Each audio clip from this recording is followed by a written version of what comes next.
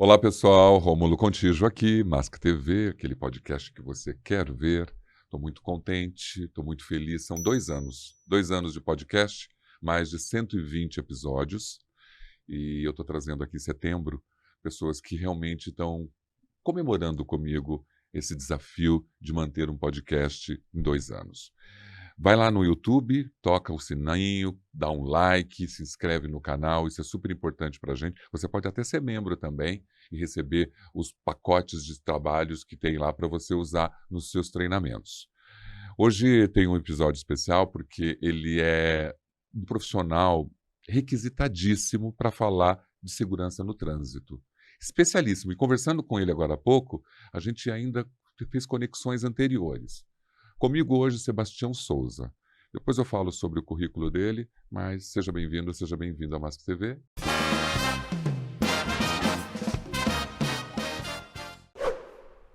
E você, Sebastião, obrigado por ter aceitado o meu convite. Rômulo, é muito bom estar aqui, é muito bom participar desse ambiente, desse espaço. Tem uma energia fantástica, você coloca uma energia aqui que me deixou muito bem, né? Com muitas pessoas, aquece o coração, né? E te deixa num ambiente muito bom. E é muito legal estar sentado de frente com você e ver o quanto de pessoas boas e potentes passaram por aqui, né? Então, para não ser injusto, eu não vou falar não, mas tem muita gente que eu admiro demais, que tem um potencial gigantesco e entrega muito legal para a segurança. E não só para a segurança, mas para a vida, né? Histórias, eu vi muitas histórias boas aqui, histórias muito potentes, né? E, então, muito obrigado pelo convite e eu quero fazer um pouco de justiça a esse convite que diz que não é só o podcast que você quer ver, é o que você precisa também ver, né? Pelo Fico feliz. tanto de material que você gerou aqui, pelo tanto de informação. Eu não tenho dúvida que se uma pessoa selecionar 5 podcasts aqui, assistir do início ao fim, ele vai ter visto mais que uma aula de MBA de custo muito alto. Então, Olha, parabéns pela entrega e pelo conteúdo que você tem disponibilizado aqui no podcast. eu te agradeço por isso, viu, Sebastião? Porque eu também, às vezes, quando eu olho aqueles 120, achei que não era nem possível, né? Eu até corrijo um pouco do primeiro para o último, a gente vai aprendendo. Mas eu descobri que as pessoas que estavam ali, além de eu admirar demais, e mais ainda, porque aqui eu conheço um pouco sobre elas geraram um conteúdo incrível mesmo. Então, assim, quem está se desenvolvendo como nós até hoje, né? Mesmo da geração X, continuamos nos desenvolver, quem está lá assistindo vai poder participar desse Mask TV podcast. Eu posso falar um pouco sobre você? Porque eu acho que eu Claro. peguei uma cola e eu não queria deixar de falar. Você fez MBA em Engenharia e Gestão de Fatores Humanos. Então, assim, um homem especializado em trânsito também está especializado em fatores humanos. Pós-graduação em Pedagogia Empresarial. É coautor do livro Lições Aprendidas do Fábio Arruda, é facilitador de programas sobre visão na Volvo do Brasil, auditor, membro da Carta Europeia de Segurança Viária, vencedor do Prêmio Volvo de Segurança, técnico de segurança, tecnólogo em gestão logística. Olha, primeiro, parabéns, porque eu acho que também isso é um exemplo para todas as pessoas que estão ali acompanhando você.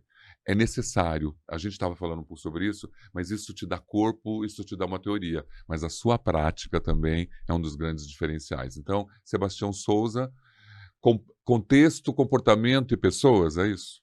É isso, Romulo. Você sabe que eu tenho dito para as pessoas que eu estou há 25 anos trabalhando com segurança no trânsito, né? E antes de trabalhar com segurança no trânsito, eu trabalhei com suporte de rede de informática. Então, sou analista de sistemas de redes, né? Eu ia perguntar para você, rede de suporte, o que você fazia lá em É, 1994? então, eu não vou falar que eu trabalhei com rede coaxial, né? Com cabo coaxial, que vão falar que eu sou meio antigo. Mas eu lembro que eu trabalhava com rede de computador em anel, né? A gente fazia uma rede de computador em anel. E aí, quando derrubava um computador, derrubava toda a rede, né? Porque era um anel que o cabo ligava todo mundo ali.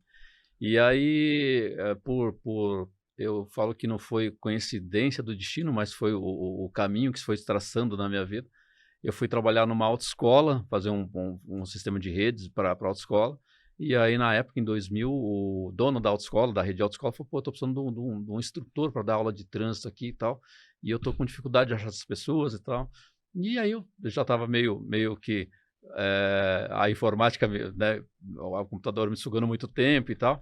E aí eu falei: pô, eu vou fazer o curso, né? Eu faço o curso para dar aula para você no final de semana, que você topa? Ele falou: topo. E aí eu procurei um curso na época, a disponibilidade que tinha era na Unicamp, e aí eu saía de São Paulo para fazer o curso em segurança no trânsito na Unicamp. Então eu viajava de moto todo dia de São Paulo para a Unicamp, em Campinas, para fazer esse curso e entrar na área de trânsito. E eu falo que eu fiquei muito tempo pesquisando o trânsito. Chegou uma hora, Rômulo, que eu pensei o seguinte, quando você fica muito tempo bebendo da mesma fonte, o resultado em algum momento vai ser o mesmo, né? Porque você está sempre na mesma fonte. E eu falei, pô, mas e se eu pesquisasse o que há de conversas, né, fora da minha área de atuação, né, fora da minha área de segurança no trânsito e tal, para eu tentar importar? Eu sempre gostei muito disso, sabe? De importar conhecimentos. Então, aprender em outras áreas para trazer para a minha área. E aí apareceu o Fatores Humanos, né, que foi o último MBA que eu fiz. Porque eu falei, pô, esses caras estão falando negócios legais aí e tal. E aí eu vi que falar sobre comportamento e segurança no trânsito era, de certa forma, ficar muito no superficial, né? Porque, como muito bem dito por alguns especialistas, assim, o comportamento do sistema, da pessoa é em função do ambiente, o comportamento é reação ao ambiente. E aí eu comecei a olhar isso e de fato né? Eu até uso um exemplo muito comum, né? Imagine que você está dirigindo o teu carro, segunda-feira, às 7 horas da manhã, e teu gestor está ligando para você insistentemente. Né? É promoção isso, não? Provavelmente não vai Não ser, vai né? ser. E eu falo assim, e às vezes uma empresa, por exemplo, está extremamente preocupada em fazer campanhas não atenda o celular, não atenda o celular, mas eu vejo poucas empresas falando assim, pô, a gente tem que fazer de alguma forma para não estimular a pessoa a fazer. Claro. Né? Né? E aí eu falo, às vezes a gente pensa no comportamento, mas qual é a condição e a situação em que está levando as pessoas a tomarem aquele comportamento no trânsito? Então, para mim, foi um divisor de águas. Falar sobre fatores humanos, aprender sobre fatores humanos, foi um divisor de água, e eu digo que foi libertador. Foi libertador porque aquele pensamento de que eu falo sobre segurança, a pessoa aprende sobre segurança e ela aplica o que eu falei. E não é tão fácil, não é tão simples assim. Eu até gosto bastante na pós-graduação que eu fiz em pedagogia empresarial, isso tem mais de quase 20 anos já, essa pós, não, 15 anos. E eu lembro que eu ouvi uma frase, Rômulo, que para mim foi libertadora, né? Porque eu sempre entrava num treinamento, num bate-papo sobre segurança no trânsito. Aliás, eu sempre falei treinamento, não bate-papo, né? Por isso, E sim, treinamentos. e essa tem uma história bem interessante nesse nome também. E aí eu sempre entrava com a ideia de que se eu saísse daquele momento com as pessoas, e as pessoas de alguma forma não executassem o que eu falei, eu tinha falhado. Então eu carregava um piano gigantesco nas minhas costas em relação a isso, nas minhas costas. E aí, durante essa faculdade, né, essa formação em pedagogia empresarial, um professor disse uma frase que eu achei muito legal. Ele falou assim que a aprendizagem é um processo extremamente egoísta. As pessoas aprendem o que elas querem, né, quando elas querem e se achar que é necessário aprender. Então, você precisa se posicionar como um estimulador de aprendizagem, não como uma pessoa que vai inserir o teu conhecimento dentro daquela pessoa. Você vai estimular essa aprendizagem. Eu digo que foi algo para mim libertador, porque tirou um piano das minhas costas. E aí, tanto é que hoje eu falo para as pessoas que a minha missão é provocar pessoas a pensarem em segurança no trânsito. Então, se eu conseguir provocar você, eu atinjo o meu objetivo. Se por um acaso você vê que essa provocação te faz sentido na mudança para você, então ganha você com o meu trabalho. Eu acho que faz todo sentido o que você está dizendo, né? A complexidade humana é tão difícil de ser, né, explicada, né? E não vai ser explicada hoje, que eu acho que fica muito mais fácil você provocar e estimular uma pessoa a pensar de outra forma para determinado tema, do que impor para ela que aquilo tem que ser mudado, né? A gente vê muitas imposições, muitos padrões, né, que realmente não funcionam. Rômulo, recentemente eu estive num evento, uma imersão de 3 dias, né, na área de transporte e tal, e eu sou um dos facilitadores desse evento e tal. E uma pessoa chegou para mim e falou, poxa, João, o que você diria para mim, assim, que mostra para você que teu trabalho está sendo legal e etc., né, que você realmente, as pessoas estão vendo que a tua ideia, a tua posição é boa. Eu gosto muito de uma frase que eu uso com muita frequência, né, ou ouço as pessoas falarem, ou escrevem isso para mim. Foi um bate-papo leve e relevante. Então, eu acho que o que me deixa muito feliz depois de um bate-papo com as pessoas sobre segurança no trânsito é que as pessoas, mesmo com um assunto, né, que muitas vezes, falar sobre segurança no trânsito, ouvir de uma pessoa que falar que o bate-papo foi leve e relevante, eu acho que a pessoa não vai sair de lá outra pessoa, mas é impossível que ela não mude alguma coisa depois de pensar isso. Eu também acho. E você também, talvez, aquela história. Há uma estratégia de comunicação que muitos instrutores, palestrantes, consultores não têm. E que você tem que ir atrás dessa habilidade de comunicação para chegar nessa resposta. Porque ele só falou que era leve e relevante porque a sua estratégia de comunicação permitiu isso. Porque se você tivesse com uma estrutura muito rigorosa, muito engessada, sem o olhar humano, só preso a números, indicadores, tal, talvez ele não teria essa resposta. Por isso eu acho que você se aprimora quando você fala de comunicação, porque você é um profissional que usa a comunicação, é um professor, instrutor. Você cuidou disso para poder chegar perto de grandes públicos ou de treinamentos? Romulo, você sabe que tem um dado interessante, né? Mark Twain, ele diz que tem 2 dias muito importantes na sua vida, né? O primeiro é quando você nasce e depois que você descobre por que nasceu, né? Isso mesmo. Então, isso você faz muito essa pergunta, eu gosto muito dela, né? Então, mas olha, eu tenho uma pergunta que eu não fiz para você. Você vai voltar nessa resposta minha da comunicação, mas eu vou emendar com a pergunta exatamente por causa disso que eu faço para todo mundo que passa aqui. Quando você nasceu, você chegou aqui na Terra, que dia, mês e ano, e por que você veio? Depois Romulo, você fala de comunicação. tá. O Sebastião chegou aqui nesse mundo dia 24 de maio de 1974. Olha que Então, eu maravilha. sou geminiano, né? E às vezes as pessoas falam, você é totalmente gêmeo, você tem a personalidade e tal. Eu gosto muito disso. E é lógico que essa resposta, se você me perguntasse há 30 anos atrás, eu jamais conseguiria dar essa Responderia. resposta. Mas pensando na minha história, e hoje o que eu falo para as pessoas, que a minha missão é provocar pessoas, então eu acho que eu vim no mundo para provocar pessoas. Né? Você Então, foi se encontrando nesse propósito. quando eu olho hoje, quando eu falo que o meu objetivo é provocar pessoas na minha área de trabalho hoje, mas quando eu penso na minha vida escolar, na minha vida na Na faculdade, em outros infância, trabalhos, em infância, juventude. eu sempre fui a pessoa que fui inconformada com a primeira resposta, né? Então eu sempre quis provocar mais para trazer outras respostas, outras visões, né? Outras formas de enxergar. A minha esposa, a Isabel, a gente está junto há bastante tempo, a gente faz 20 anos casado esse ano, a gente se conheceu no colégio e tal, e ela sempre falava isso, falou, cara, você é inquieto em relação, você, né? E aí eu acho que é isso, eu acho que eu sou provocado pelas pessoas, eu não quero guardar essa provocação, eu quero provocar elas para que a gente possa aprender junto. Mas você disse que quando você era mais jovem, você tinha inspiração? O que pai e mãe fazia? Onde essa informação deles te levou? Você tinha desejos de falar, não, eu vou chegar a ser um professor? O que se desejava ser dentro da estrutura familiar que você tinha? Rômulo, eu acho que as histórias se conectam, muitas histórias se conectam com muitas pessoas e quando eu ouço as histórias se conectam com a minha história, né? Eu sou filho de mineiros, né? Meus pais são de Minas Gerais, quase Bahia ali. E aí eu tenho 8 irmãos, né? Então Bastante. é bastante e tal.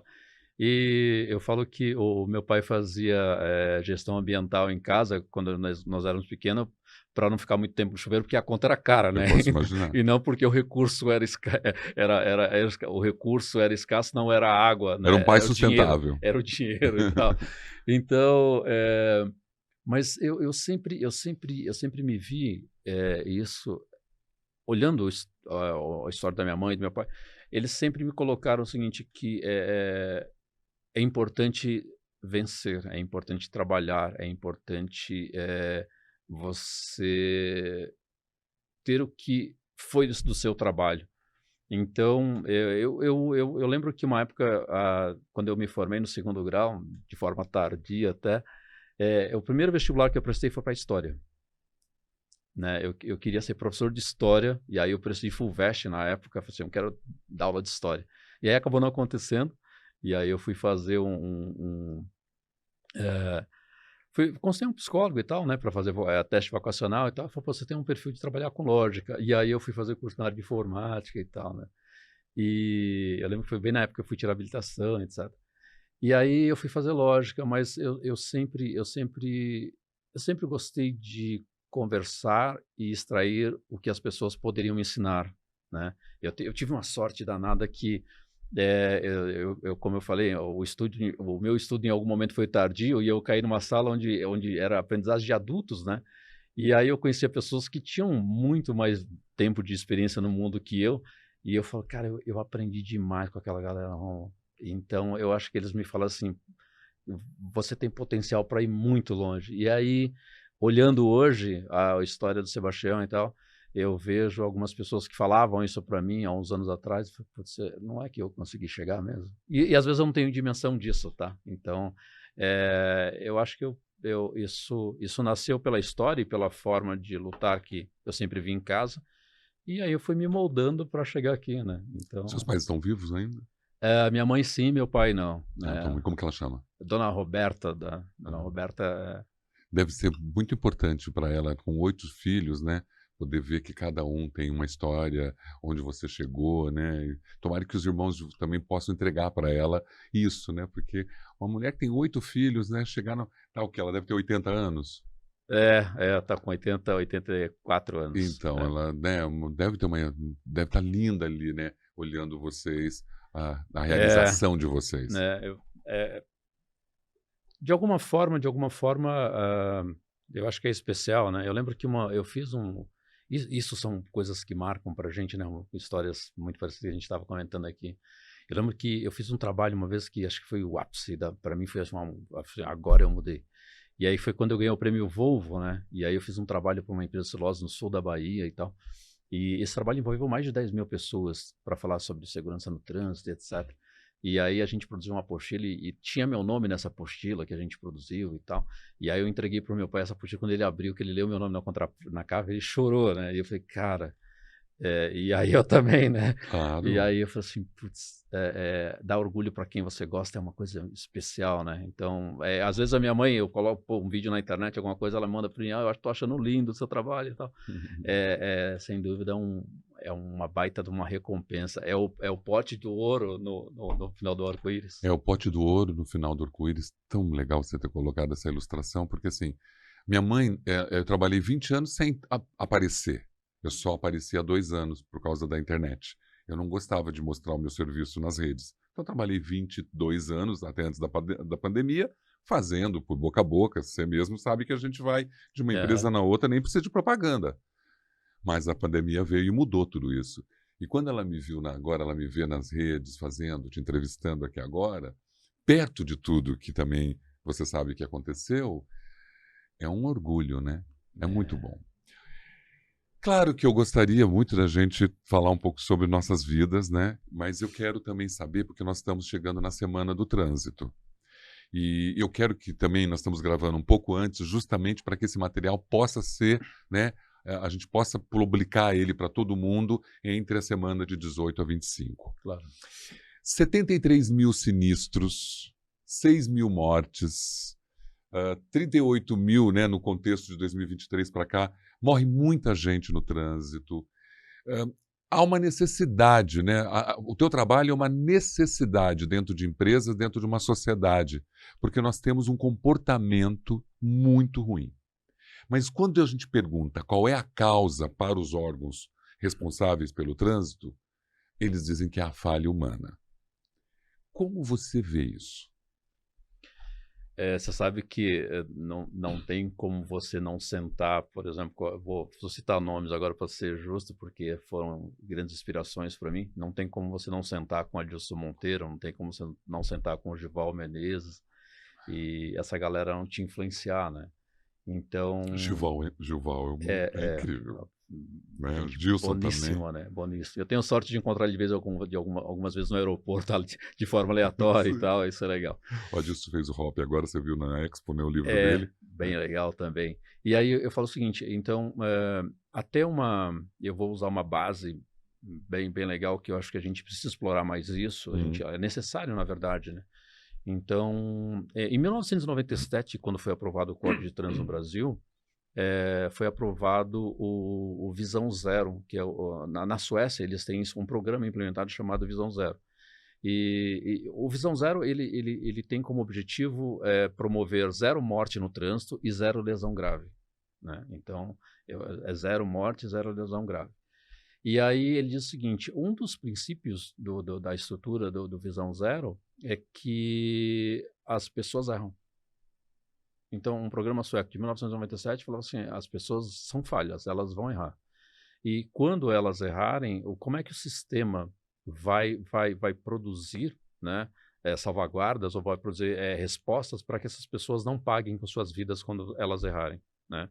Então, por exemplo, quando a gente fala do número de mortes por sinistro de trânsito no Brasil, e o nome a gente tem usado sinistro, né, e não mais acidente e tal, e eu vejo lógica nisso, quantos desses sinistros ocorrem porque a estrutura hospitalar não é boa, né? Quantos acontece porque o carro que foi produzido não passou por um teste para dissipar impactos, né? Quanto disso foi por uma via mal projetada?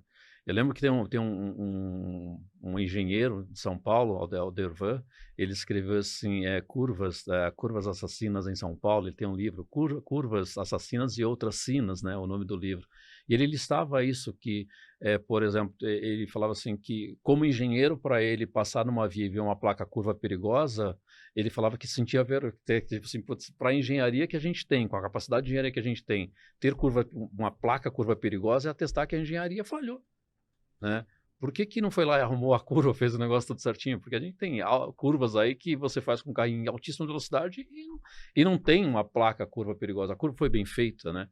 Então, eu acho que, sim, o fator humano, os fatores, né, humanos são relevantes nos eventos, mas quais os contextos que estão construindo esse comportamento e essas respostas ao ambiente, né? Desde que, eu sempre falo isso, né?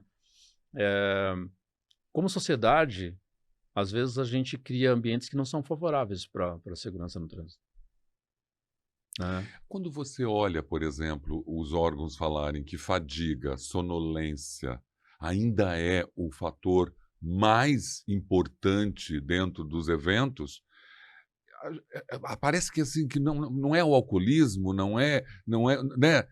Porque os órgãos falam sonolência ainda é o responsável por maiores eventos. As pessoas dormem tanto dirigindo assim no Brasil?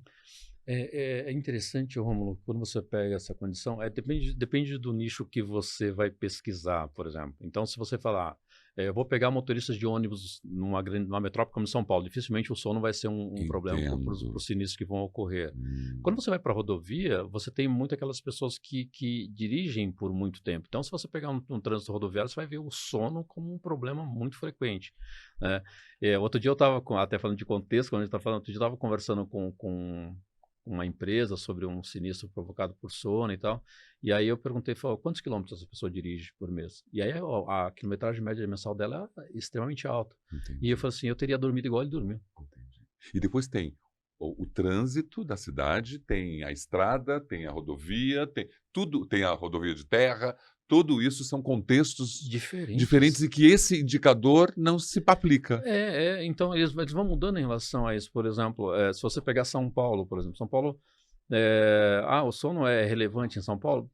Não, porque são motos, né? Então são ambientes diferentes, né, em que eu preciso analisar, analisar o número como um todo. É importante para saber como é que a gente está, mas analisar o número como micro ali é importante também, né? Para entender aquele ambiente, aquela região, aquela condição ali, para poder tratar sobre trânsito. O sono, sim, ele pode, muitas vezes, quando você pega, depende da base que você vai pesquisar, ele vai como terceira causa mais frequente do sinistro. Aí, quando você vai para a morte, ele tem uma representatividade muito grande. Mas o uso do celular e outras coisas acabam influenciando. E eu falo, qual é a resposta que a gente vai dar para isso como sociedade, né? Recentemente eu fiz uma provocação para algumas pessoas e falei o seguinte, eu ouço muito isso em empresas, né, sobre cuidar de você, cuidar de mim, cuidado ativo, eu gosto muito disso. E aí eu fiquei pensando, né? A gente às vezes ouve uma mensagem de áudio de alguém da nossa família que está dirigindo, você ouve claramente que ela está mandando mensagem dentro do carro dirigindo, e ao invés de você falar para ela, ó, não faz isso não, a gente dá a resposta e continua conversando com ela. É verdade. Né? E aí eu estou estimulando aquele comportamento. Essa pessoa se envolveu num evento lá e bateu o carro, fala, nossa, mas ele foi imprudente porque ele estava usando o celular enquanto estava dirigindo. Mas o quanto a gente está estimulando isso? Você sabe que tem um vídeo, exatamente a menina tá no celular falando com a mãe, acho que você viu isso. O carro para, É, ela vai bater, ela sai né, ela vai para outra via, e aí ela vai discutir, conversar com a moça, dizendo, eu não terminei a mensagem com a minha mãe ainda. Eu ia responder ela. é, E, né, tipo, eu tô falando com ela, não, mas agora não dá mais tempo. Minha filhinha tá no banco de trás e acabou o tempo, porque você já, né? Aí ela volta pro carro e a batida acontece. acontece. Nem a frase termina, não termina nada para ninguém. É. Tem a ver com o que você está dizendo, né? Você não estimula que as pessoas que liguem para você falarem, olha, me liga num outro horário, né? Que eu não tô podendo falar agora. É. E também, Romulo, eu falo assim, é a outra parte, né? Eu tava conversando agora para fazer um trabalho com uma empresa e tal. E aí todo mundo me pede isso. Pessoal, você precisa conversar com as pessoas sobre para não atender o celular quando está dirigindo e tal. Foi legal. Mas quando você liga para alguém e ela está dirigindo, como é que você se comporta em relação a isso? Por que você ligou, né? Não, aí eu falo assim, mas, por exemplo, eu falo assim, poxa, mas quando eu ligo para uma pessoa, eu não sei se ela está dirigindo. Ou não, é. Sabe o interessante, Romulo? Eu falo assim, ó, pega uma pessoa, né, um vendedor, né, e liga para ele das 8 da manhã até as 9. Provavelmente ele vai estar dirigindo. Se ele não está fazendo venda em home office, ele está Sim, se dirigindo. ele for motorista, né? Ele está dirigindo. Tá dirigindo. Né? Mas eu concordo com você, mas, por exemplo, você falou uma coisa tão importante. Por que quando eu ligo, né, e a pessoa fala, estou dirigindo, né, depois a gente se fala, né?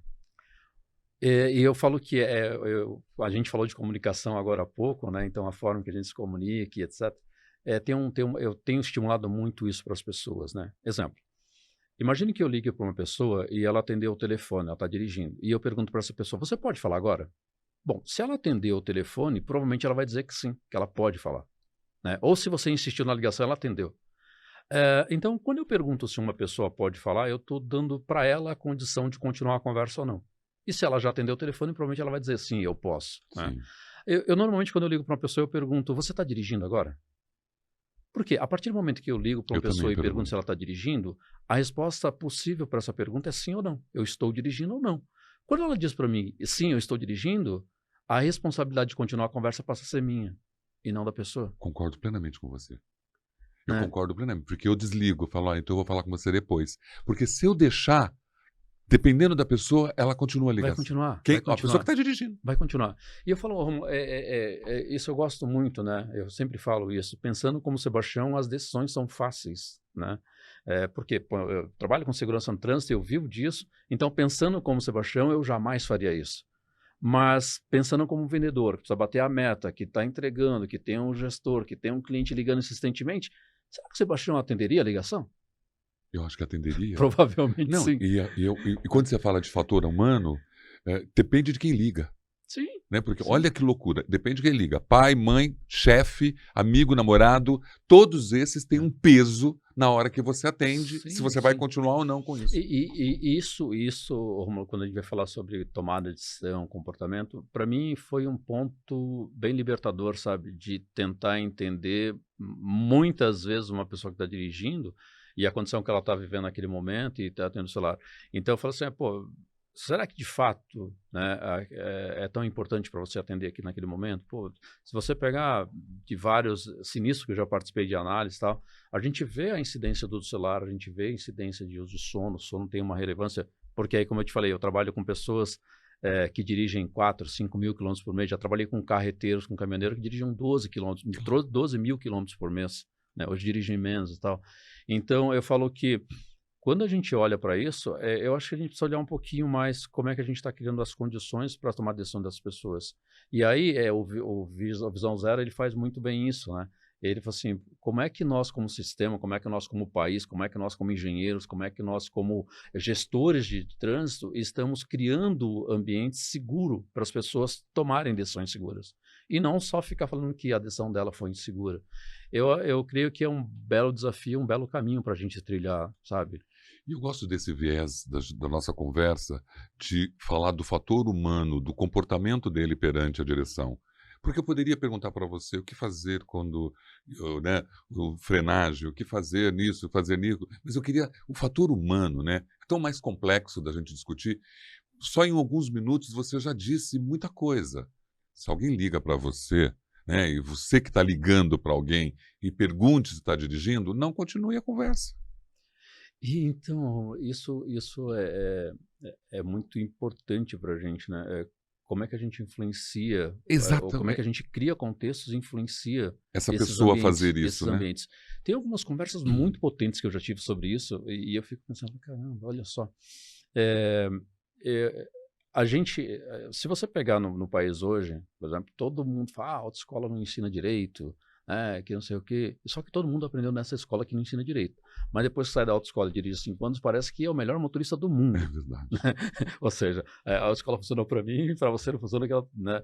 E aí, eu falo o que acontece. Às vezes a gente espera que em 30 dias, 60 dias, uma pessoa que passou por um processo de habilitação crie, tomar decisões e pense de forma coletiva, sendo que o ambiente que ela está não influencia ela pensar dessa forma. Um exemplo prático disso, eu estava conversando uma vez, batendo um papo uma vez num curso, eu sempre falo conversas, eu nunca falo treinamento, tá? E aí a pessoa falou, pô, Sebastião, eu queria ensinar meu filho a dirigir para quando ele for tirar a habilitação ele gabaritar na prova, né? E eu falei, pô, mas não pode dirigir antes de ter habilitação, né? Ele falou, não, cara, mas é só para ele gabaritar na prova e tal. E eu falei, mas tudo bem, se você vai ensinar ele a dirigir, ou seja, quanto mais você pratica, melhor você fica, melhor você passa na prova. Claro. Fato. Mas quando você for levar seu filho para dirigir, provavelmente você vai levar ele para dirigir num local que tem bastante fiscalização, etc. Eu falo, de jeito nenhum, você está doido? Se eu levar lá, a polícia pegar ele dirigindo sem habilitação, vai dar problema para mim. Eu falei, então você vai para um local que não tem fiscalização. Eu falei, lógico e tal, um lugar tranquilo e tal, Terreno, um né? terreno, etc. E aí eu falei assim, legal, será que você não está estimulando seu filho a pensar que se não tiver fiscalização ele pode fazer? Como é difícil, né, Sebastião?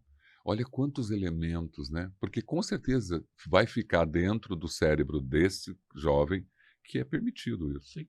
Ou seja, eu posso fazer desde que não seja fiscalizado. É. Né?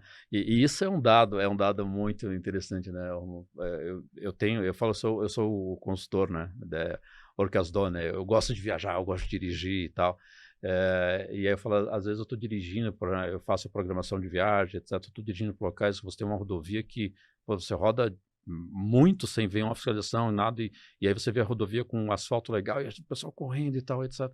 E aí eu falo assim, caramba, né, cara, como a gente aprende que o respeitar os limites só se tiver a fiscalização tá enraizado, né, em muitos de nós. Aliás, em todos Em nós, tá? todos nós, Em todos né? nós, Tanto que a né? gente reduz a velocidade quando chega perto do próprio, né, do sinal ali do radar.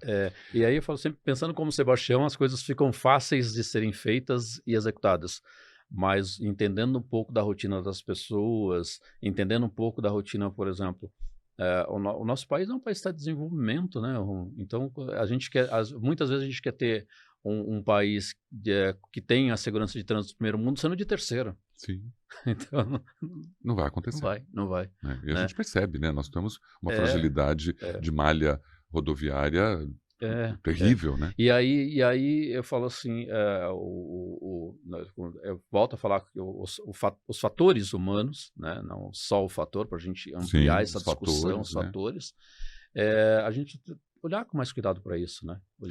A geração hoje, você consegue mapear geração Z, X, Y, se ainda, quem é que está ainda, porque a gente olha também uma estatística aí que você fala, macro, a gente percebe que é dos 18 aos 28 é o que mais morre no trânsito. Sim. Né? Homem, inclusive.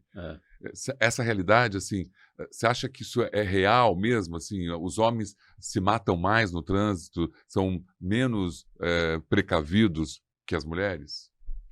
Não sei porque há bastante tempo atrás eu li um artigo de conclusão de curso em psicologia, e isso é uma coisa que me atrai demais, sabe? o assunto trânsito ele se conecta com tantas coisas, É verdade. com tantas situações. Às vezes eu entro, por exemplo, eu já participei de N eventos, né? E aí eu falei assim, ó, eu vou ficar assistindo esse evento aqui, se esse cara não der um exemplo de comportamento que acontece no trânsito, não der um exemplo de história que aconteceu no trânsito e tal, eu vou ficar chateado. É legal que eu sempre consigo não sair chateado, porque sempre alguém vai falar, vamos falar sobre liderança. Pô, alguém pega um exemplo de trânsito para falar sobre liderança. Então, é um assunto que conecta muito, né? É um assunto que conecta muito. E aí, quando você pega essas situações de gerações, etc., por exemplo, a minha filha, quando eu converso com ela, a Malu tem 17 anos agora, vai ser uma psicóloga aí, tá querendo ser uma psicóloga, vai ser, né? Ela fala inicialmente ela falou assim, pô, eu não quero ter habilitação, não quero dirigir, né? Então, a facilidade de ter alguém dirigindo para você vai tirando parte dessas gerações, né, que a gente tem agora, tal, do dirigir, né? Agora, influencia a geração, o momento que eles vivem em relação ao trânsito? Claro que vai influenciar, né, Romulo? São pessoas muito mais conectadas, muito mais ávidas por informação, não sei o quê. Tanto é que se você pega, por exemplo, o número de vídeos que a gente encontra de pessoas se filmando e se envolvendo em sinistro é impressionante. É impressionante. Né? E se você pegar a faixa etária ali, a maior parte vai estar nessa faixa aí. Da geração Z. É, 18 a 28. E aí, porque eles estão vivendo momentos diferentes da nós, por mais que a gente está ansioso em relação à tecnologia, a ter informação, eu acho que, como geração, a gente descontrola um pouquinho mais, né? Mas uma galera que está conectada vai impactar. Você fez um post, se não fosse filmado, eu não teria acreditado. Você fez um post sobre isso, né? Da menina que está cantando, né? Quando que você imagina que uma pessoa cantando dentro do carro perderia o controle do carro, né? E ela perde, você vê que ela perdeu sem nenhum tipo... Era só por causa da falta de atenção. Eu lembro uma vez, eu acho isso muito interessante, eu gosto muito de tentar entender, né? Pensando como Sebastião, a decisão é mais fácil, porque né, trabalha com segurança no trânsito, vive isso o tempo inteiro e tal. Exemplo, eu até falo isso em algumas conversas, né? Eu falo assim, é muito legal, Romulo, perceber isso. Quando alguém me liga e eu não atendo o celular, que eu retorno para ela, eu falo, pessoal, eu não atendi porque eu estava dirigindo, né? Não podia te atender. Sebastião, legal, é bacana, tem que fazer isso mesmo, isso é bacana, etc. Às vezes eu estou dentro de um Uber, um carro de aplicativo, por exemplo, alguém me liga e vê o movimento, eu já falo para você, eu estou falando com você porque eu estou dentro do Uber, né, para deixar a pessoa mais tranquila, eu espero isso de você. Claro. Agora, sabe o que é interessante? Às vezes uma pessoa, um gestor está ligando para alguém que está na rua, e se ele não atender, fala, eu estava dirigindo, pô, mas você não atendeu, você sempre atende? Então, é muito difícil. Isso que é mais difícil, Sebastião. Meu gestor ligou, quer falar comigo, eu estou acostumado a atender. Como que eu consigo desconstruir essa cultura de alguém que está totalmente acostumado a atender? Ele nunca vai deixar de atender. E como que você consegue convencer isso? Talvez o quê? Na constância da educação? Romulo, aí que falou assim, por que a gente não muda o contexto, né? Por que a gente não muda o contexto para tentar fazer as pessoas usarem menos? Exemplo. Outro dia a pessoa chegou para mim, eu estava num bate-papo, falou, poxa, mas se eu ligar para uma pessoa, cara, eu não sei, né? E eu falei assim, por que você não pode fazer, por exemplo, você faz uma reunião com a tua equipe, quando você estiver na reunião de estratégia de vendas e tal, fala para ela o seguinte, pessoal, eu quero fazer um acordo com vocês aqui, né? E qual é esse acordo? Se eu ligar para você, seu celular tocar 3 vezes e você não atender, eu vou entender que você não pode falar comigo que você está dirigindo, então eu não vou insistir. É um código. Quando você puder, você me retorna. Olha só. Você estabeleceu uma regra e essa regra vai criar um hábito, até neurociência falando sobre isso. Eu falo que eu falo, pessoal, isso não é uma regra, é um acordo. Um acordo. É um acordo entre as pessoas que querem cuidar umas das outras. E é um mecanismo também, né, disso. Mas você percebeu? Porque às vezes eu falo o seguinte, vou dar um outro exemplo que eu acho que é muito interessante, até em relação a pegando gerações mais novas e tal. Eu fui fazer um trabalho e parte do meu trabalho é fazer um treinamento prático. Então a gente vai fazer um treinamento prático e esse treinamento prático com o pessoal do agro, a gente faz frenagem com o carro e etc. Eu estava dentro do carro com uma pessoa e essa pessoa, eu pedi para ela fazer uma frenagem, frear o carro. Quando ela freou o carro, a roda travou e arrastou. E eu falei, putz, tem alguma coisa errada aqui, porque o carro tem freios ABS, não podia travar a roda, etc. E eu falei, cara, teu freio está com problema. Ele fez assim, não tá não. Eu falei, tá sim. Aí eu desci do carro, fui lá, uma pessoa super jovem e tal. liguei o carro, a luz do ABS estava acesa ali, indicando que não estava funcionando. Eu falei, pô, você não percebeu que a luz estava acesa aqui? Ele falou assim, eu percebi, mas é que a gente está num momento aí de safra, correndo bastante e tal, se levar esse carro para manutenção ia dar trabalho, etc e tal. E eu falei, pô, não é legal isso, né? Porque imagina o seguinte, você está dirigindo o teu carro e numa emergência você freia, a roda trava, você perde o controle. Pô, se você tombar esse carro, capotar esse carro, quando você for contar para o seu gestor e for levantar a manutenção, ele vai falar, pô, eu vou entender que a gente estava num momento de safra, que era muito, né, você não podia parar em função da manutenção que ia demorar, e, portanto, eu vou dividir a culpa com você. 50% sua, 50% minha. Não vai acontecer isso. Não vai acontecer. Mas, Rômulo, eu peguei eu até fiz uma foto disso, e aí eu tinha uma reunião com o pessoal de gerência, diretoria dessa empresa, e aí eu abri essa reunião com essa foto. Eu falei, pessoal, o que é isso aqui? Ele falou, pô, é um cara que estava dirigindo na terra com um carro em alta velocidade, freou e tal. Eu falei, não, esse aqui é um cara de 25 anos, que ele entrou num processo seletivo de uma empresa, ele deve ter deixado 200 pessoas para trás nesse processo seletivo, conseguiu entrar nessa empresa, entrou nessa empresa, está querendo entregar o melhor que ele pode para essa empresa, e o carro dele deu um problema no freio, e ele entendeu que naquele momento mandar para consertar o carro ia atrapalhar a entrega dele. E aí todo mundo me olhou assim, e essa pessoa é dessa empresa? Então. Tá claro para essa pessoa que não importa a produção, não importa o nível o momento que a gente está, que se o carro apresentar um problema que pode ser significativo para a segurança dele, o carro tem que ser parado de bate pronto. Não está claro. E aí eles falando assim, Sebastião, mas a nossa política está escrita. Eu falei, a política está escrita. Onde vocês leram a política nos últimos 6 meses de trânsito? Por exemplo, a empresa permite o uso do Viva Voz? Eu perguntei para eles. A empresa permite dirigir de que horário até que horário? Não veio a resposta. E eu prefiro os acordos vivos, né? Ou seja, se eu te ligar, você não atende, é para parar o carro. Agora, volto a falar, pensando como o Sebastião acendeu a luz do ABS lá, cara, vou parar meu carro, não vou dirigir meu carro e tal. Mas eu, com 25 anos, depois de um processo seletivo, entrado numa empresa que, às vezes, é a empresa do meu sonho, querendo entregar resultado pra caramba. O que você acha que eu vou fazer?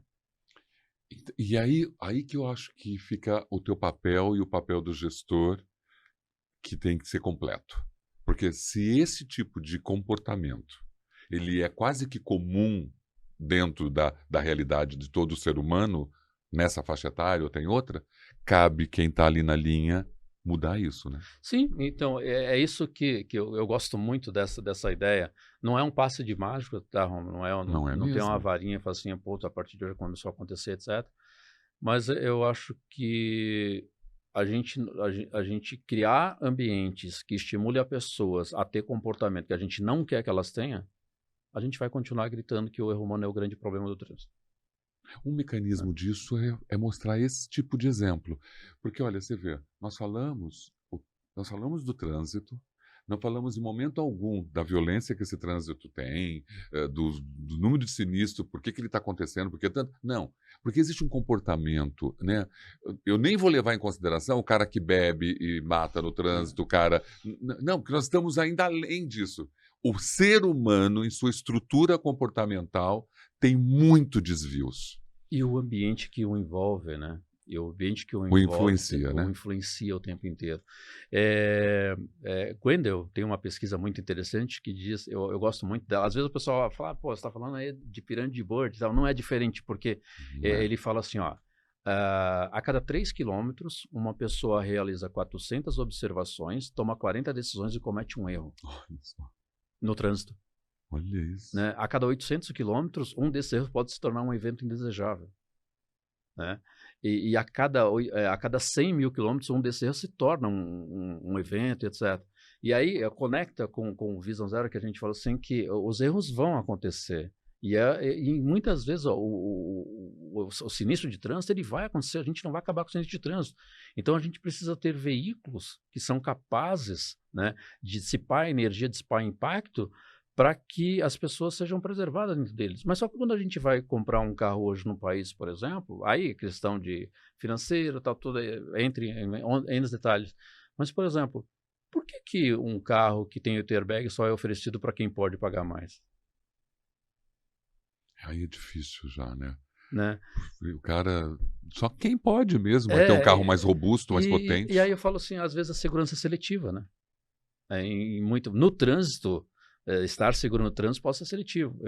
Recentemente eu fui fazer uma viagem com a minha família, rodando no Nordeste, etc. Quando eu fui alugar um carro, eu falei assim, eu quero um carro que me ofereça o máximo de segurança. Eu vou colocar minha esposa, minha filha, eu vou estar lá também. Sim. Eu quero um carro de máxima segurança.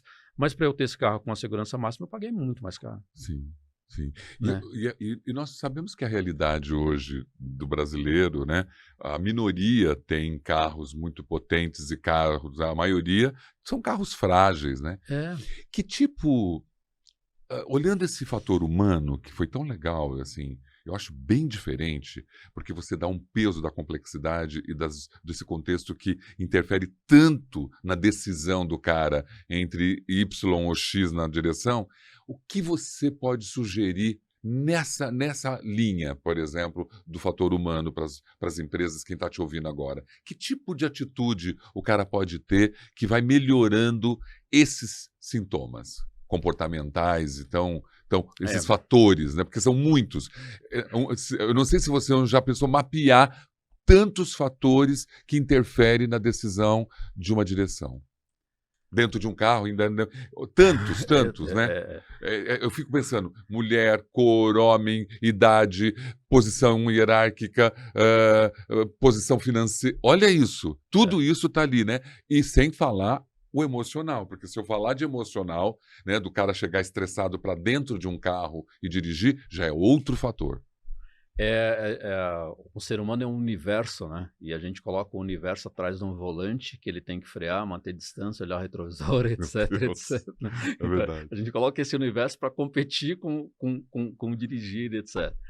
Mas eu falo o seguinte, eu tenho estimulado bastante isso para as empresas, né? Para clientes, batendo papo, tenho estimulado bastante isso. A gente não consegue... de certa forma, ter o alcance que a gente precisaria ter para oferecer um nível de segurança bem satisfatório para as pessoas que dirigem o carro da companhia, né? Por exemplo, às vezes eu falo assim, dentro da empresa, aquelas 4 linhas ali que circulam o espaço da empresa, ali, aqueles 4 muros ali, eu controlo tudo que acontece lá, né, Romulo? Eu controlo tudo que acontece lá. Então, por exemplo, se alguém está andando sem cinto, se alguém está andando sem capacete, etc., eu controlo tudo aquilo lá. E às vezes eu entrego a chave para essa pessoa, ela sai da empresa, pega o carro e vai para fora da empresa, né? E eu falo assim, se você pegar um dado do Smart Lab, o Smart Lab fala que, pegando um lapso de tempo de 2012 a 2024, né? 12 anos. 12 anos. 49% dos óbitos a trabalho acontecem no trânsito.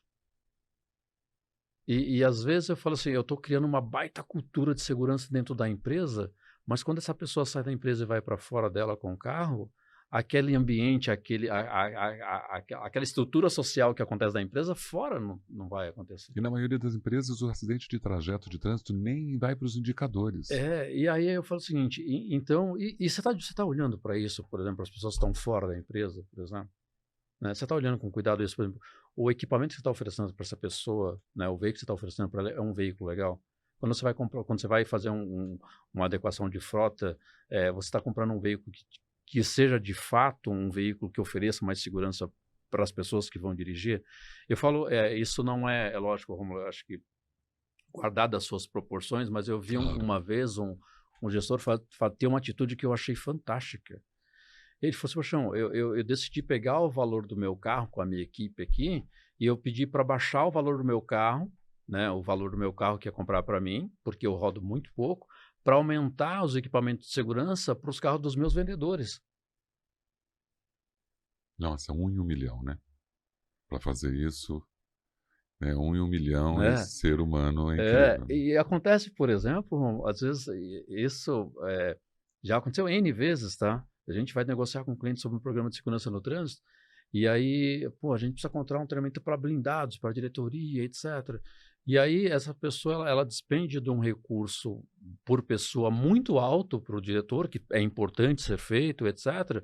Mas quando você pega o valor per capita para quem dirige 4, 5 mil km por mês, é muito menor. E o tempo de disponibilidade para fazer o treinamento, a gente não pode parar, etc., não pode parar. Então, Será que nos pontos em que a gente tem influência em entregar um bom carro, em ter esses acordos vivos dentro da empresa, ó, se eu te ligar, tocou 3 vezes, você não atender, eu não vou Vou insistir, assistir. né? Até porque eu dou para a pessoa o parâmetro para ela não fazer e eu executo esse parâmetro para que ela não faça. Será que eu estou estabelecendo, por exemplo, a quantidade de horas necessária e de quilometragem que essa pessoa vai dirigir? Eu fui analisar um evento uma vez e aí fazendo um treinamento, a pessoa, seu chão, você vai para tal lugar agora? E aí a gente tem uma pessoa lá que a gente está dando problema, cara, está correndo demais, a telemetria está pegando ele em excesso de velocidade o tempo inteiro e tal. E era um técnico de segurança do trabalho, tá? Isso é um dado interessantíssimo. E aí a gente precisa que você bata um papo com ele, entenda e tal. E aí, quando eu fui conversar com essa pessoa, eu cheguei lá e falei, e aí, cara, me conta um pouquinho sobre o seu dia, o que você faz, etc. Como é que é a tua rotina de trabalho e tal. Ele falou, cara, eu dirijo pra caramba, velho. Então, tem vezes que eu pego, por exemplo, um carro, eu saio de uma cidade, vou para fazer uma inspeção de campo, o pessoal está trabalhando. Então, eu dirijo, por exemplo, 7 horas, chego lá no campo, fico 1 hora no campo, e aí, no outro dia, eu acordo cedo para dirigir mais 7 horas para ir para outro lugar. E aí eu falei, pensando como Sebastião, né? Não faça isso, está proibido fazer, etc. Mas na rotina desse cara, para ele dirigir tanto que ele dirige, fazer o que ele faz, dirigir de novo, você vai esperar alguém. Eu, outro dia, vi um rapaz recebendo as orientações para atender várias unidades da empresa, em cidades diferentes. Eu bati o olho e falei, mas você faz isso em quanto tempo? Não é em quanto tempo. Eu tenho que fazer isso em tantas horas. E aí é isso. Você acha que a empresa precisa treinar? Será que dividir essa área territorial para mais pessoas, para dar condição? Mas é que sempre tem uma justificativa, não temos dinheiro, é só você, se você não faz, o outro faz. De que forma que essa empresa se conscientiza? Apesar de todas as justificativas que essa empresa vai te dar, eu te dou aqui, ó, nós estamos passando por um problema financeiro agora, estamos com um funcionário só. De que forma que uma empresa pode entender que esse fator humano, que esse contexto é muito mais grave do que porque telemetria, sistemas de controle, sistemas de medição ou carros mais equipados, até se faz. Mas e o ser humano? De que forma que ele alimenta isso? Eu falo que a gente não existe resposta simples para problemas complexos, né? Mas eu posso contratar você, por exemplo, para poder fazer um treinamento. Mas ainda talvez eu não tenha todas as respostas, tá, Romulo? Mas Verdade. eu vou contribuir com a expertise, etc., para te ajudar a ir para um nível melhor e etc. É essa a nossa provocação, né, como empresa, como consultor. Mas eu digo bastante para as pessoas, né, que, lógico, a gente sempre vai falar, mas às vezes eu já vi isso acontecer várias vezes, por exemplo, nós estamos aqui há 10 anos sem nenhuma fatalidade dentro da fábrica. E aí, quando eu pego os dados do pessoal de vendas, tem 5 fatalidades em 10 anos. E aí, às vezes, eu sustento com a empresa que, pô, a segurança é o nosso valor, né, e etc. Então, eu falo assim, será que a gente está fazendo isso fora das 4 linhas ali que limitam a empresa também? A gente está olhando para quem está fora dirigindo bastante? A gente está criando a melhor condição para essas pessoas? Né? Então, eu acho que essa é uma provocação inicial que as empresas precisam ter. Né? E ouvi-las também, e ouvi-las, né? E ouvi-las.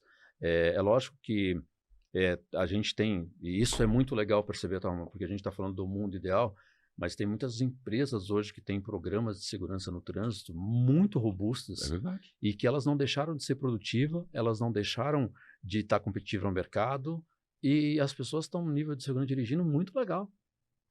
E não houve perdas, né? Sim, sim. Então, é muito legal quando você inicia, por exemplo, um programa de segurança no trânsito e tal, e aí você vê as pessoas que participaram, por exemplo, tem pessoas que já participaram do treinamento como 5 vezes, por exemplo. E é impressionante, né, cara?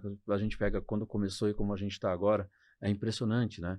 Então, as pessoas compraram a ideia de cuidar da gente, quem está fora da empresa também. Pô, a gente tem, por exemplo, uma área do SESM, que eu já vi isso acontecer em empresa, dedicada para quem está fora dela. Sim. Né? E como é legal isso, né? E foi porque a gente sempre viu a fábrica, a máquina como um monstro que consome pessoas e o trânsito está consumindo muito, né? E fechando, eu queria tanto falar com você por tanto tempo. Eu outro dia fiz uma campanha, né, Maio Amarelo, as pessoas fazem muita coisa, né? Eu sei que é importante e tal, Mas isso que você falando, eu fiz uma campanha para a frota, para o pessoal de frota, e ela foi tão bem recebida, havia uma carência tão grande dele a receber as dicas e sugestões, não só de direção segura, mas de direção defensiva, mas também de cuidados e de manutenção com o carro. O cara falou, nós amamos isso, só que isso só acontece em maio. Poxa, porque não dá para ter uma frequência para a gente poder É, se alimentar disso e mudar talvez o nosso comportamento? é, eu assim, construir ambientes e contextos que influenciam o comportamento que a gente quer que aconteça, né? Eu acho que é um belo desafio que a gente tem. É um desafio bom, tá? É um desafio bom quando não só, Tom, a gente está falando, eu falo muito isso para as pessoas, né? A gente está falando o que a empresa tem que fazer para o trânsito ser mais seguro, etc.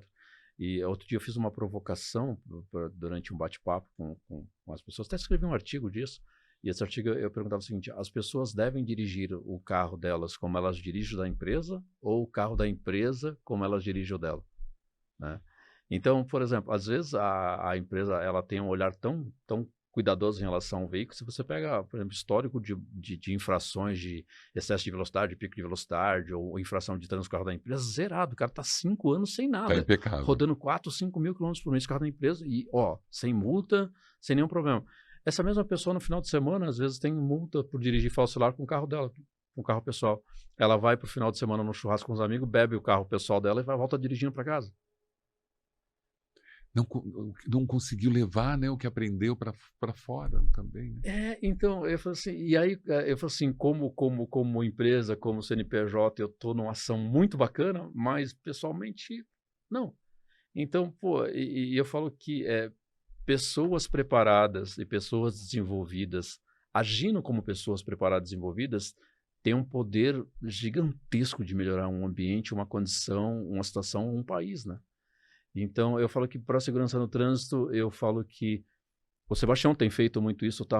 Eu tenho feito ao máximo, quando eu estou dirigindo um carro, tentar ser meu discurso. Maravilhoso isso que você disse. É Cara, muito importante que você seja o seu discurso, é um né? desafio danado, Eu concordo. né? Eu também tento ser o meu discurso quando eu estou nos mecanismos de direção ou dentro de uma fábrica. Eu tento ser os meus discursos e eu vejo quando os meus discursos falham comigo. E aí é um peso maior ainda, né? Eu falo que, e a gente pode pensar, ser o seu discurso no trânsito, quando eu estou dimensionando qual é a rota que essa pessoa vai percorrer, quantos quilômetros ela vai dirigir, qual é o carro que eu estou dando para ela, o que eu estou fazendo para que ela possa ter um descanso para dirigir melhor. E eu estou falando ser o seu discurso no trânsito quando eu coloco a minha família dentro de um carro, porque eu vou para um churrasco, e mesmo que às vezes eu falo isso, eu já cheguei em festas, por exemplo, que eu fiquei babando de vontade de tomar um chopp, né? E às vezes as pessoas chegam e falam, pô, Sebastião, é só um chopp. Cara, não é só o chopp, é a ação do Sebastião que influencia as pessoas que estão à volta. Então, às vezes a gente tem pessoas que trabalham em empresas né, que são world class, aí são referências, e às vezes a pessoa vai numa festa, num encontro com a família e tal, ele bebe e volta dirigindo, né? Ele está gerando para aquele ambiente que dirigir depois de ter bebido não tem problema, né? Então, a gente tem que responder à insegurança no trânsito de forma social, né? A gente tem que responder à segurança no trânsito de forma pessoa jurídica, a gente tem que responder à insegurança a insegurança no trânsito de forma pessoal também. Olhando, né, para o outro também, né? Mas Empaticamente. e eu gosto bastante, né? Outro dia eu estava conversando com uma pessoa essas são as provocações que eu mais gosto, né? Fala, Sebastião, você já foi multado, cara? Isso é uma Deve coisa. todo mundo te perguntar isso, né? Você já foi multado? E aí eu falei, caramba, né, cara? E eu falei assim, Você já foi multado? já, já, Lógico, já. né? E se eu falar que não? E eu falei assim, pô, né? Uma multa, por exemplo, por velocidade, por excesso de velocidade, aquela que você estava dirigindo a 80, São Sebastião é 40, você passei, passa 42 aí eu lá. passei a 48, descontou 7, aí ficou 41. Então eu já fui multado e tal. E as pessoas falam, eu falo muito isso, eu gosto muito de falar isso. Pessoal, o Sebastião, ele tem uma grande vantagem sobre vocês. O primeiro eu faço um curso todo dia. Porque toda vez que eu entro numa sala que eu vou falar sobre segurança no trânsito, eu estou fazendo um curso todo dia. Está se autoeducando. E muitas vezes, quando eu estou fazendo esse curso, eu estou me dando um tapa com luva de pelica, porque eu estou falando e falo, pô, mas... Olha o que eu fiz hoje. Eu gosto, eu tenho ressaca moral, sabe? Eu também tenho ressaca moral. Ressaca moral. Né? Então, é coisa de geminiano, tá? É libriano também, ressaca caramba, moral total. Essa característica eu não sabia. E aí uma coisa que eu falei, eu tenho uma grande vantagem disso. Então eu faço um curso todo dia e meu nível de ressaca moral, ela às vezes pega pesado comigo. Um outro fator é que eu tenho nome de santo. Né?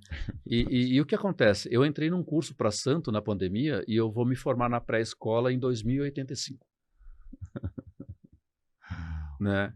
Então, eu gosto muito do objetivo de entregar melhor, de fazer melhor. Né?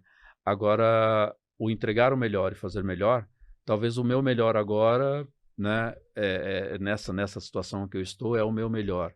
E eu falo que para o trânsito é isso, o quanto você está entregando de melhor, que a sua empresa hoje está com restrição orçamentária, a sua empresa hoje está com restrição de pessoas, mas o que você pode fazer de melhor para que as pessoas não se arrisquem tanto ao dirigir? O que você pode fazer de melhor para que as pessoas não usem o celular ao dirigir? O que você pode fazer de melhor? Será que fazer de melhor é só falar para as pessoas não atendam o celular e ficar ligando insistentemente para elas? Ou criar maneiras para evitar que ele atenda, né? Ambientes, né? Que favorecem, né? Sebastião, nosso assunto, ele é um assunto que desmembra outras, né? Eu queria até abrir para perguntas, para a gente poder ter uma oportunidade de voltar aqui. Vou fazer um convite para a gente. Hoje a gente falou né, você deu tantas dicas boas, temos aí a Semana do Trânsito chegando, essa matéria indo para abastecer aí as redes com um conteúdo que você está trazendo para a gente tão rico, mas eu acho que ainda ficou faltando a gente falar de um monte de dúvidas que ajuda as pessoas que estão lá. É gostoso saber os detalhes mesmo, o que eu faço numa situação dessa, o que eu faço numa outra dessa. Vai ficar aqui um convite para você, para a gente poder falar. Então o nosso episódio sai na Semana do Trânsito agora, até o dia 25, para a gente poder reforçar, porque ainda mais o viés que você trouxe humano, né? Nós não viemos falar aqui de regras, né? Nós viemos falar do comportamento das pessoas perante um contexto que ela está vivendo e perante até os fatores emocionais dela. Tudo isso foi trazido aqui por você, muito bom. Então fica o convite aqui. Nessa câmera, eu quero que você aproveite para falar para as pessoas. Estamos aí na Semana do Trânsito, você é um especialista, principalmente você que está vivendo o comportamento das pessoas. Deixa um recado para todo mundo, de repente um recado que possa ser educativo, que as pessoas possam pensar. Eu estou pensando em tudo que você falou, Jorge. O Romulo, estar aqui com você foi bem legal, porque eu falo assim, é um espaço que a gente pensou o trânsito, além de fique atento, não fale... Sinalização. Tem muitas coisas que a gente pode falar. Mas eu tenho dito, e eu não tenho dúvida, tá? Que se você ouviu um pouco desse nosso bate-papo aqui, ou assistiu todo o nosso bate-papo, a nossa missão aqui foi te provocar. Né? E se de alguma forma a gente te provocou a pensar em segurança, então ganhamos nós. Eu, o Rômulo aqui, tá reunido para bater esse papo com você. Se o que a gente falou aqui agora com você fez sentido, né? E é algo que você fala, putz, isso dá para fazer, e você passar a fazer, então ganha você. E eu espero sinceramente, depois de ter esse tempo de qualidade com o Rômulo aqui, que esse nosso espaço que a gente criou aqui, ele possa fazer sentido e que você possa ganhar com o nosso bate-papo, assim como a gente ganhou com vocês aqui hoje. Então, obrigado pelo convite, obrigado por me dar esse espaço e por falar de trânsito. Não é tão comum esse espaço para a gente falar de trânsito de uma forma tão amplificada como a gente falou. É verdade. Então, muito obrigado. Eu que agradeço. Espero que a gente fale novamente sobre isso. Quero que a gente consiga, de uma certa forma, ajudar você que está aí acompanhando o Mask TV. Você percebeu que o foco é o comportamento? Você percebeu que a ideia é você desenvolver as pessoas que estão ali, porque elas estão construídas em crenças, em culturas, em valores. Não dá da noite para o dia para assumir isso. E você investindo no desenvolvimento com um profissional como ele, por exemplo, ajuda muito a mudar o cenário que você tem ali. Estou muito feliz. Prazer grande estar aqui. Muito mesmo, né? Ainda mais para a gente ter histórias antigas de trabalhos que a gente já pode até ter feito juntos. Foi um carinho enorme te receber, viu? Muito obrigado, Romulo. Muito obrigado. Mask TV Podcast. Até o próximo episódio. 2 anos de Mask TV. Para você.